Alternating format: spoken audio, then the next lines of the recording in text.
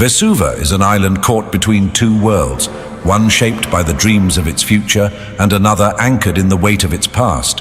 It is a place of transformation, both literal and metaphorical, where every stone, every gust of wind seems to hold the possibility of change. And at the heart of this island there are two rulers, but only one name: Omo. Omo is not a single person, not a solitary queen, but the combined essence of two identical twin sisters who rule as one. Each sister carries a different vision for their island. One of them is bound to the future, a dreamer, always searching for what Vesuva could become, for the untapped potential within every corner of its land. She sees the endless possibilities, the growth, the evolution, the expansion of their people and their home. The other twin is tied to the past, the keeper of memory, the one who looks back, ensuring that every step forward is grounded in the wisdom of what has come before. Her eyes are filled with the shadows of history, and her mind constantly weighs the lessons of time, ensuring that the mistakes of the past are not repeated. Together they form a single entity, a unified force that governs Vesuva with an extraordinary balance of foresight and remembrance. But this balance comes at a price. The twins are bound by an ancient rite, a magical ceremony that took place when they first ascended to the throne. They voluntarily surrendered their names, giving up their individuality in exchange for the ability to act as one. By choosing this path, they allowed themselves to become something greater than either could have been alone, a single, unbreakable entity known as Queen Omo. The act was not taken lightly. It was a sacrifice, one that required them to give up not just their names, but their personal identities. They no longer walked as separate beings, but as two halves of a whole, sharing thoughts, dreams, and even the power to reshape reality itself. Their connection is so deep, so intrinsic, that even those who know them well often speak of Omo as if she, or they, were a single being, a force that cannot be divided. When Omo speaks, it is not one voice but two, resonating in perfect harmony. Together, they reign over an island that has seen its fair share of devastation and rebirth.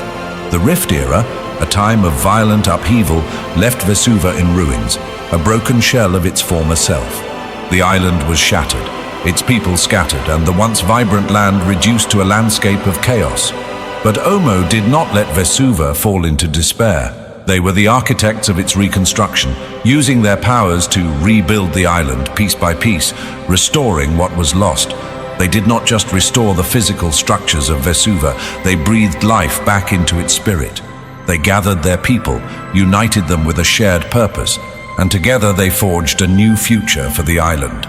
Their role in the reconstruction was not limited to the physical realm. They also rebuilt the very essence of Vesuva, its identity, its cultural memory. The island, like Omo, is a place of dualities, where the past and the future are constantly in conversation, where one cannot exist without the other.